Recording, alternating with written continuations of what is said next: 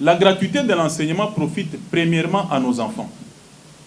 De 6 à 11 ans, aucun enfant n'est membre d'un parti politique, mais tous les enfants qui profitent de la gratuité viennent du FCC, du CACH, de la MOUCA, de la société civile. Donc cette histoire de gratuité ne peut même pas être politisée. Les enseignants qui enseignent, ils sont pris en charge, non pas parce qu'ils sont membres de telle ou telle formation politique, mais tout simplement parce qu'ils sont professionnels de la Craie Blanche, ils donnent une formation aux enfants et méritent d'être soutenus.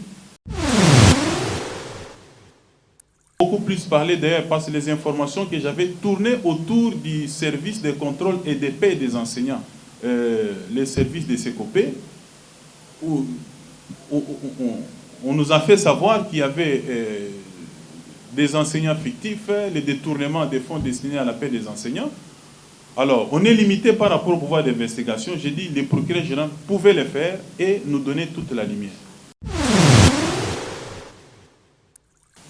J'ai entendu dire également que l'action était soutenue par le premier vice de l'Assemblée nationale, Jean-Marc Aboun, président de mon parti, ainsi que l'ancien ministre de l'EPSP, Maker Mon.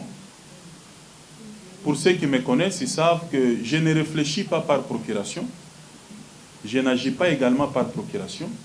J'ai un certain nombre de dossiers que je suis en train de suivre, notamment la vallée de la Founa, où on est en train de spolier ces terrains-là, les marchés Matalikibala, mais personne ne m'a dit qu'il y avait quelqu'un derrière.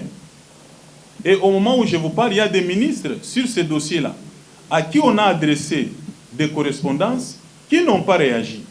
Mais demain, lorsqu'on prendra la tangente sur eux, on dirait également qu'il y a quelqu'un derrière qui est en train de... Comme si, en tant que député national, je ne suis pas capable de réfléchir sur une voie et l'amener à bon port. Sans... Mutualité, misunga, yomoko misunga. Tokate mutilinga la tezake, yomoko misunga. Nga déjà, nasadere, nela sabre, nakoki nanga Turquie, Suède. Nga na Suède mame, nasa levo na kamala dina bella, kaponga nasi nasadere. La pétrolière, Grâce Mandela. Voilà, misunga ya Grâce Mandela. La pétrolière quoi. Donc ngai na sadere et puis ba lycée na matu baza pe kuna na kosenga bokende kuna parce que ngai mo na sadere na ba lycée na ngai misunga ya Grâce Mandela la pétrolière. Misunga ezali mutuelle na biso ya santé. Ngai mo na ba lycée na nga toza déjà na kati ya misunga ekopesa yo soin en cas de problème na mboka so pe sengi bi malibanda et bi mission kaka. Misunga ya mama Grâce Mandela. Allô? Ngaya wa santé eza misunga? Ah! Hey, okatelinga lingala pour la santé à mwana. Mon fils, pour ma santé, misunga? Ah! Okatelinga lingala. Bandeko, misunga ezali kokatela mutu lingala te. Ezali mutuelle de santé. Oyo epesameli na batu nyonso. Employé to non employé, mutu nyonso oyo akoki kaka ko contribuer na mbongo mukie na fin du mois po ete mokolo akobela misunga ezwa soin na ye na ba hôpitaux nyonso ya minene ya République démocratique du Congo. Soki maladi na yo bakoki ko traiter yango awa na Congo te, misunga akozwa charge na yo okende kozwa soin na bamboka lokola Afrique du Sud, Turquie, Suède, Russie, to Inde. Kala mingi te na bamboka misusu. Soki mutu oyo misunga ezwaki charge na ye mpo na basoin, nzambe akamati molimo na ye, misunga akosokipe na mort na corbillard. Ate bandeko bazali libanda bakoki koadere bandeko na bango awa na Congo po ete bazwaka soin awa na mbongo bango bazali kofuta.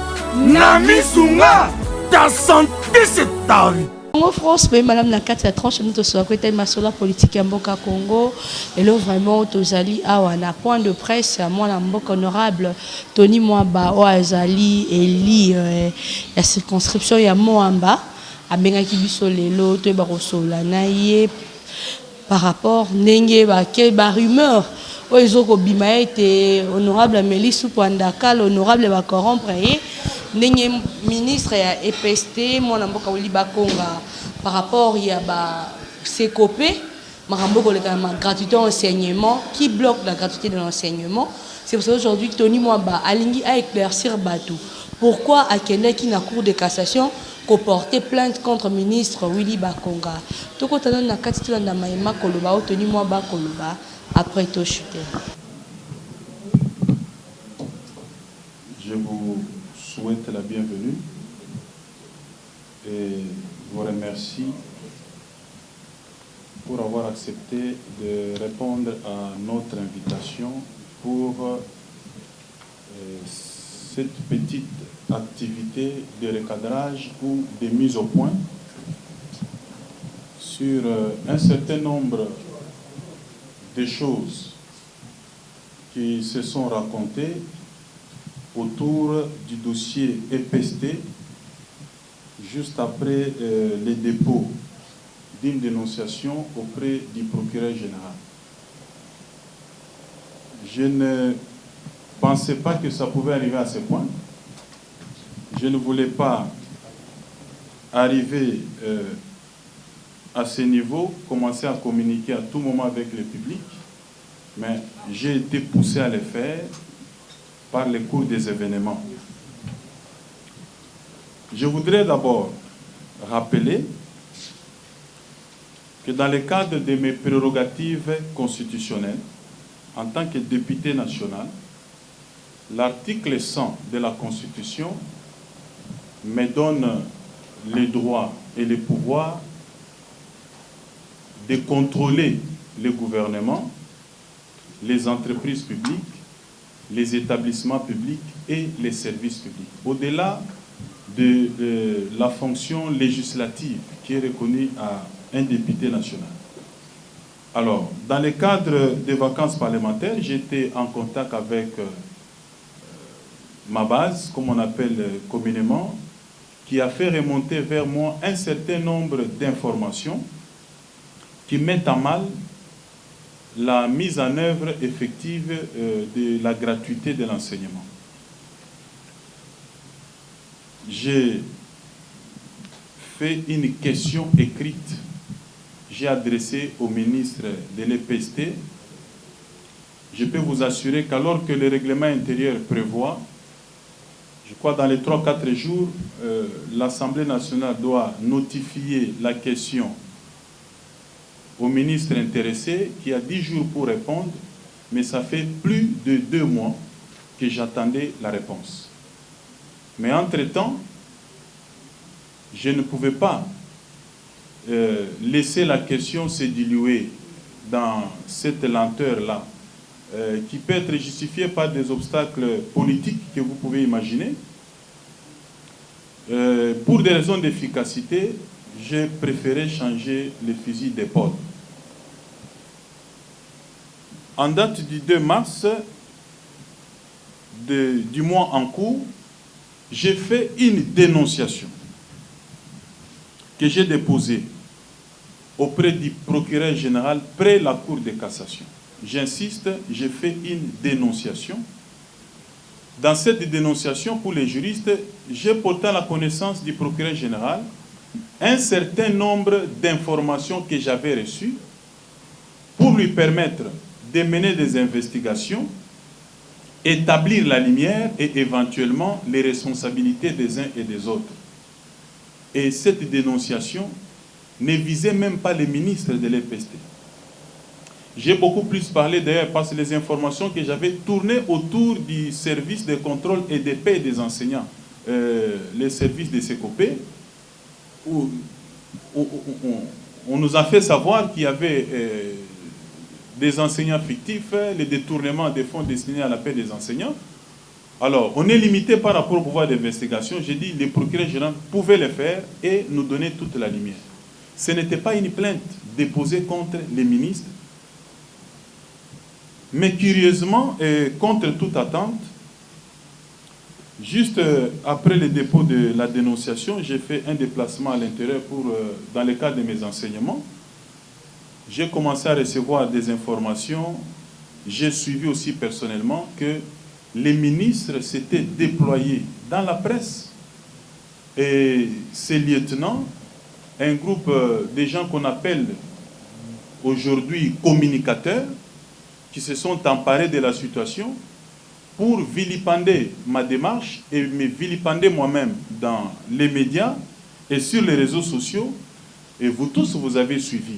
Ils ont raconté un certain nombre de choses et je m'étais dit qu'il était important de faire un point de presse pour apporter quelques précisions sur ce qui se raconte. Et vous démontrer aujourd'hui que ma démarche est sérieuse.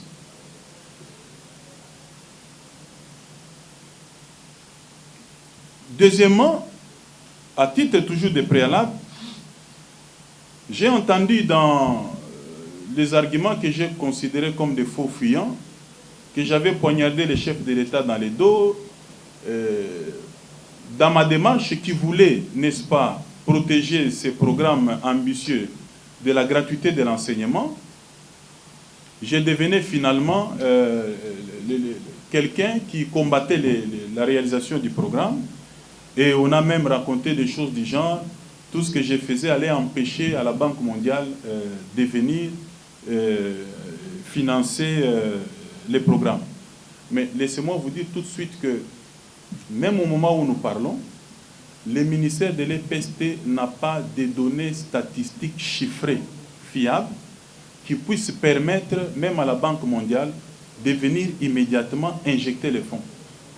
Au contraire, même si la Banque mondiale venait, je crois que ça doit être en avril ou juin de cette année, on devra commencer par établir les données statistiques avant qu'elle puisse, n'est-ce pas, apporter sa contribution. Et cette activité, ou ma démarche, permet effectivement d'assainir les secteurs de l'EPST pour permettre la rationalisation des ressources afin que la gratuité soit non seulement effective mais pérenne, mais pour qu'on puisse aussi offrir à nos enfants un meilleur avenir. On a toujours raconté comment le pays est riche, mais au moins avec la gratuité, les enfants peuvent réaliser qu'ils étudient gratuitement parce que le pays a des richesses et est capable de supporter leur avenir. J'ai entendu dire également que l'action était soutenue par le premier vice de l'Assemblée nationale, Jean-Marc Aboun, président de mon parti, ainsi que l'ancien ministre de l'EPSP, Maker Mwang. Pour ceux qui me connaissent, ils savent que je ne réfléchis pas par procuration, je n'agis pas également par procuration. J'ai un certain nombre de dossiers que je suis en train de suivre, notamment la vallée de la Funa, on est en train de spolier ces terrains-là, les marchés Matalikibala, mais personne ne m'a dit qu'il y avait quelqu'un derrière. Et au moment où je vous parle, il y a des ministres sur ces dossiers-là, à qui on a adressé des correspondances, qui n'ont pas réagi. Mais demain, lorsqu'on prendra la tangente sur eux, on dirait également qu'il y a quelqu'un derrière qui est en train de... Comme si, en tant que député national, je ne suis pas capable de réfléchir sur une voie et l'amener à bon port, sans être influencé. Encore que Maker Mwango, qui est député, je n'ai jamais eu même 10 minutes avec lui, même dans un restaurant, ou même debout à l'Assemblée nationale, en train d'échanger. À part bonjour, le reste, je ne sais pas. Je ne sais même pas à quel moment on s'est réunis autour de ça. Le président de mon parti, jamais j'ai reçu des instructions dans le cadre de ces dossiers qu'il faut aller mener telle action pour aller nuire tel ou tel autre ministre. Ce sont des faux fuyants. Au lieu de répondre aux vraies questions qui sont posées, on cherche des faux fuyants pour chercher des arguments politiques et politiser la chose. Pourtant, la gratuité de l'enseignement profite premièrement à nos enfants. De 6 à 11 ans, aucun enfant n'est membre d'un parti politique, mais tous les enfants qui profitent de la gratuité viennent du FCC, du CACH, de la MOUCA, de la société civile. Donc cette histoire de gratuité ne peut même pas être politisée. Les enseignants qui enseignent, ils sont pris en charge, non pas parce qu'ils sont membres de telle ou telle formation politique, mais tout simplement parce qu'ils sont professionnels de la Craie Blanche, ils donnent une formation aux enfants et méritent d'être soutenus. Cette question ne peut pas être politisée. Alors, je ne peux pas comprendre qu'un député national qui agit dans le cadre de ses prérogatives constitutionnelles. Quand vous prenez l'article 100 de la Constitution, il est clair. Le député a pour mission de légiférer, contrôler le gouvernement, les entreprises publiques, les établissements publics et les services publics. Mais lorsque un député national entreprend une démarche, même si ça concerne un ministère, le ministre n'a pas le droit de passer dans les médias et entraîner ou payer un certain nombre de personnes qui s'appellent communicateurs pour commencer à raconter des choses qu'ils ne maîtrisent pas. Aujourd'hui, si je suis obligé de faire ces points de presse, c'est à cause, évidemment, de ces points de presse. Un collègue député qui a approché le ministre lui a posé la question, mais si les points de presse est tenu, c'est à cause des gens que vous avez déployés dans les médias. Le ministre n'a pas reconnu, il a dit, mais c'est leur propre initiative. Il n'a envoyé personne. Alors, quand vous n'envoyez personne, qu'est-ce que vous faites? Ils prennent fait et cause pour vous et vous ne dites rien. Donc, vous allez endosser la responsabilité. Alors, mes chers amis, ceux qui me connaissent savent que si je m'engage sur un dossier, c'est que j'ai toutes les informations nécessaires. Depuis que ces communicateurs avaient pris d'assaut les médias, les réseaux sociaux, pour commencer à vilipender cette action, ça a donné un effet contraire. L'effet contraire, c'était lequel? J'ai commencé à recevoir des informations de partout. Je peux vous dire que j'ai eu des appels de Aru, de Lituri, au Bas-Congo. J'ai eu des informations dans les Bandundu, à l'Équateur, dans les Kasaï. J'ai eu des informations de partout. Et au moment où je vous parle, j'ai toutes les informations que même les ministres, j'imagine, n'a pas encore. Même dans les recherches, j'ai même constaté qu'il y a des situations qui existent avant même que Bakonga ne soit nommé à la tête de ces ministères. Je me demande d'ailleurs pourquoi il prend fait et cause. Des fois même des situations qui sont antérieures à son entrée en fonction. Tout ce que nous cherchons, c'est d'assainir ces secteurs-là pour que le programme de la gratuité de l'enseignement soit effectif. Quelqu'un a raconté, un des communicateurs, non, il a besoin d'argent, tout ça, il va se retirer.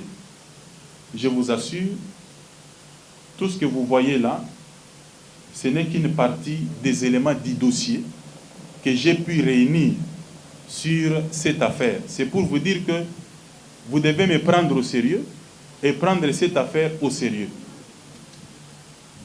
Vous pouvez vous imaginer que dans ce que je reproche au ministre de l'EPST, il y a des décisions qui mettent en mal la gratuité de l'enseignement, mais il y a également des actes frauduleux, des faux usages de faux et des détournements pour lesquels j'ai saisi le procureur général.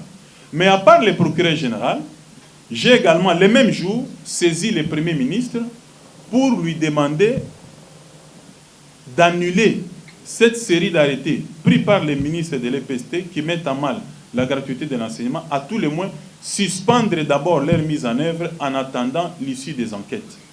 J'attends la réponse du Premier ministre. J'ai également saisi la présidente de l'Assemblée nationale, subsidiairement à ma question écrite, pour lui demander de mettre en place une commission parlementaire pour enquêter sur tous ces faits.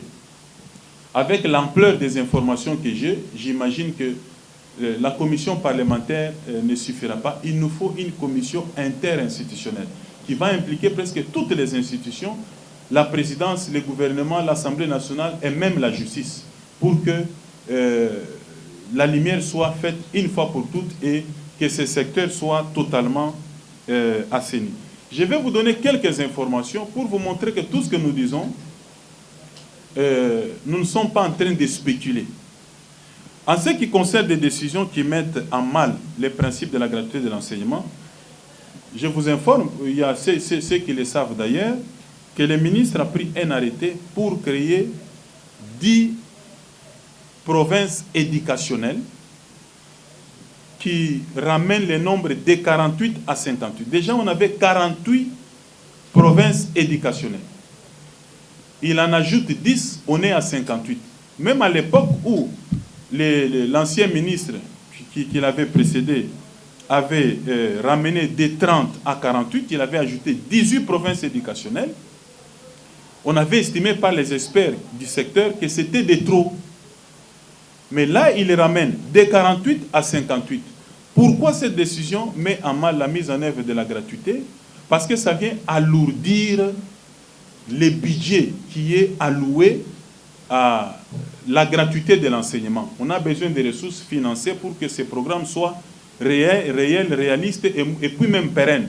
Mais avec tout ça, il est difficile de réaliser. On peut même commencer à connaître dans les jours qui suivent des grèves parce qu'on n'aura pas assez de ressources. Parce que la création d'une seule province éducationnelle entraîne un certain nombre de conséquences. D'abord, dans une province éducationnelle, vous avez une direction provinciale de SECOPE, vous avez l'inspection provinciale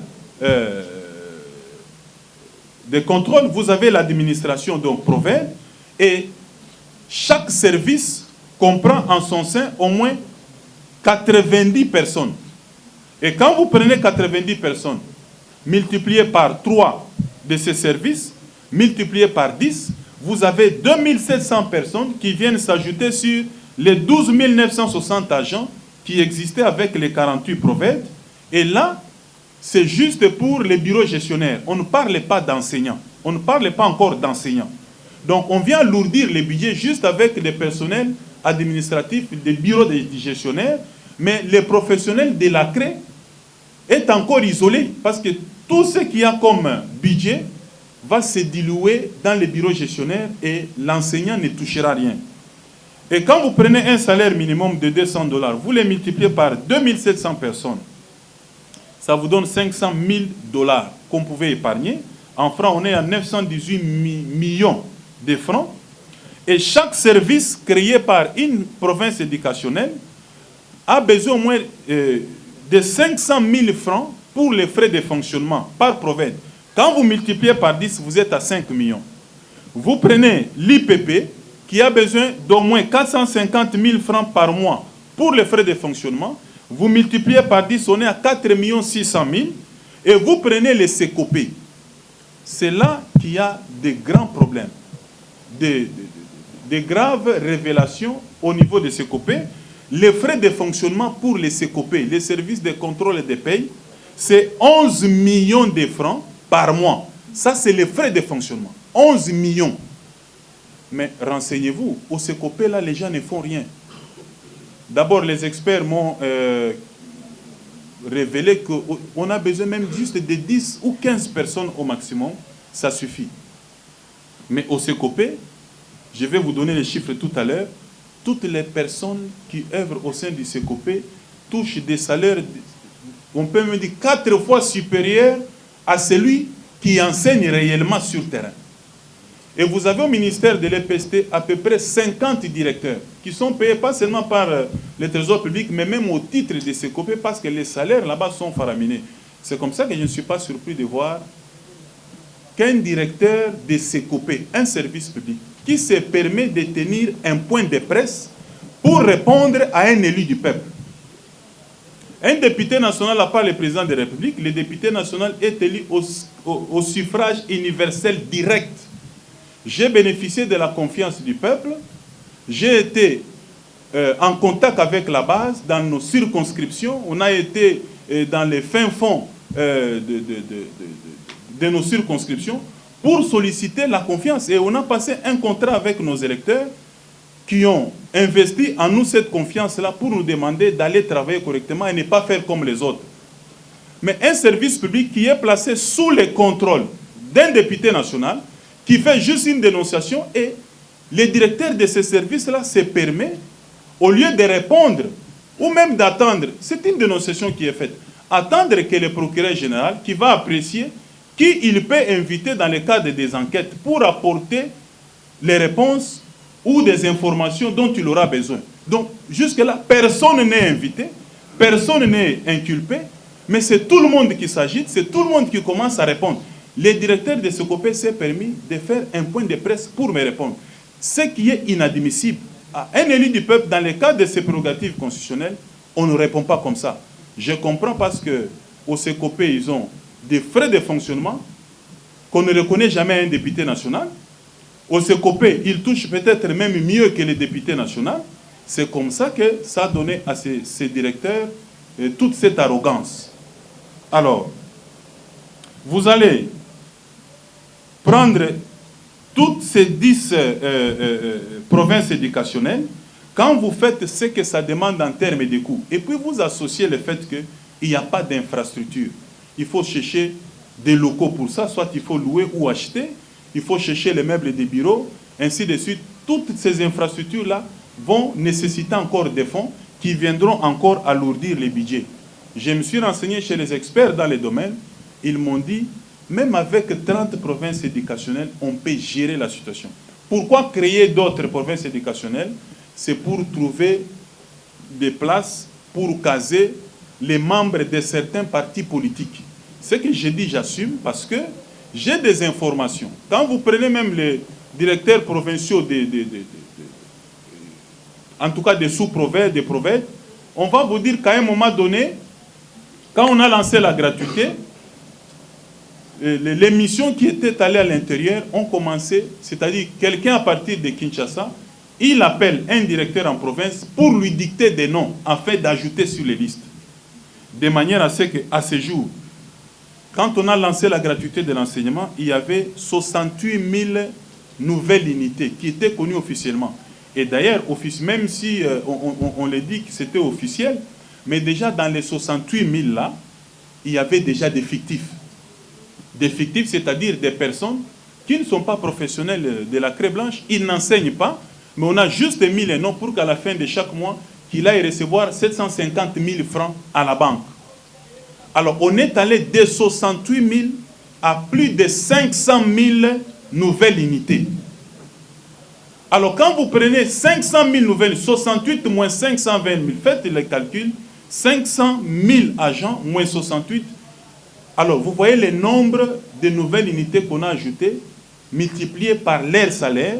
Je peux vous assurer qu'il est difficile de réussir la gratuité dans ces conditions. Et pourtant, je peux même prendre le risque de l'affirmer, que si on peut assainir ce secteur, rien qu'avec nos propres ressources, sans attendre les bailleurs de fonds, nous pouvons financer la gratuité nous-mêmes.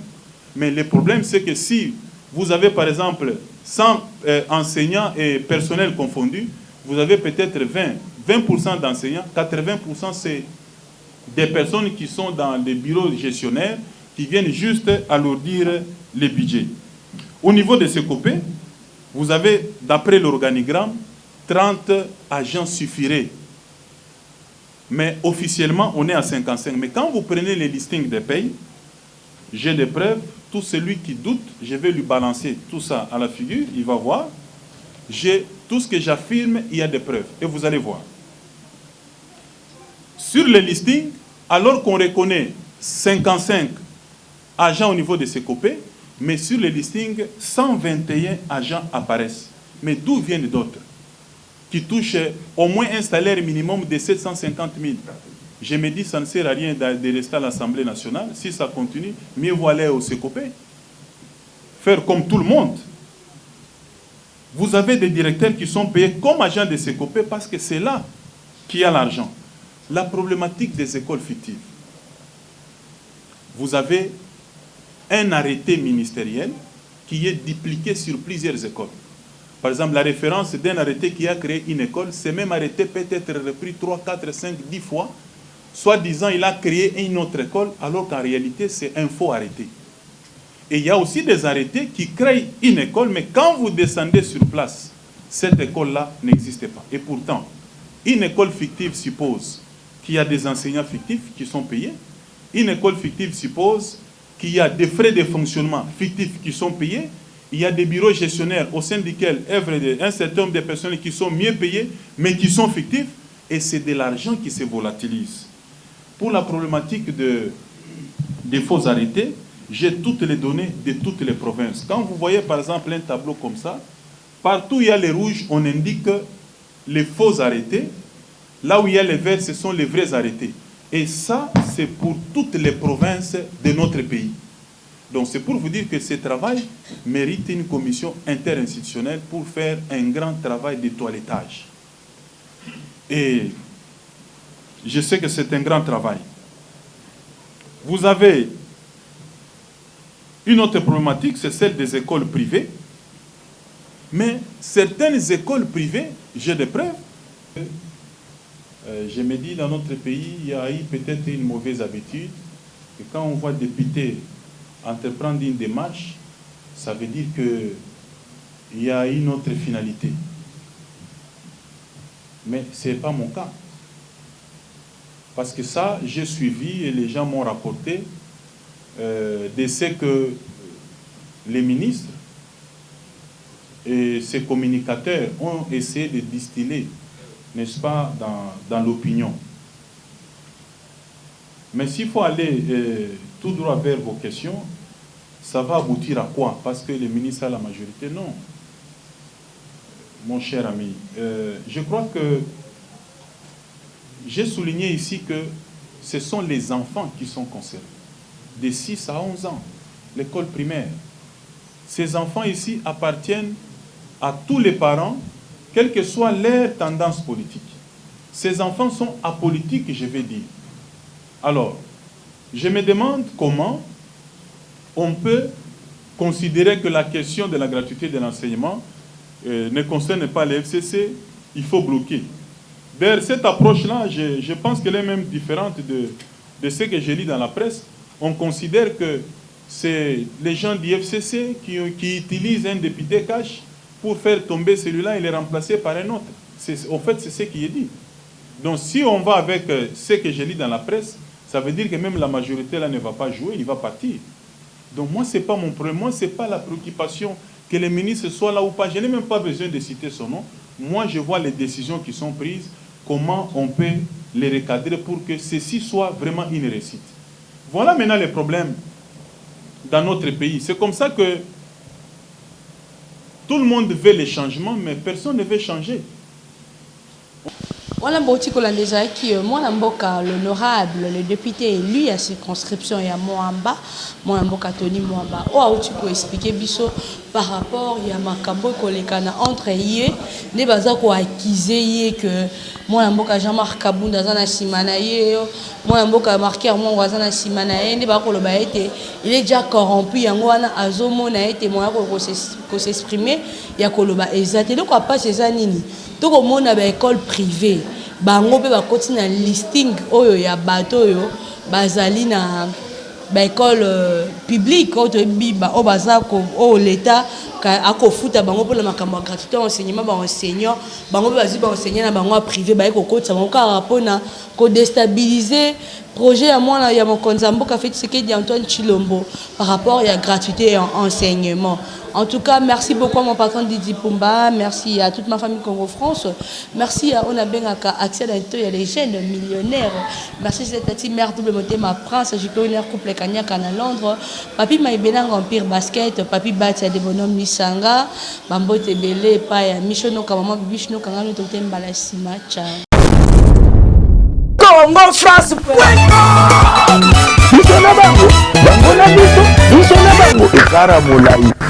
France.com, site ya Kolo Masolo danger, Masolo kitoko. CongoFrance.com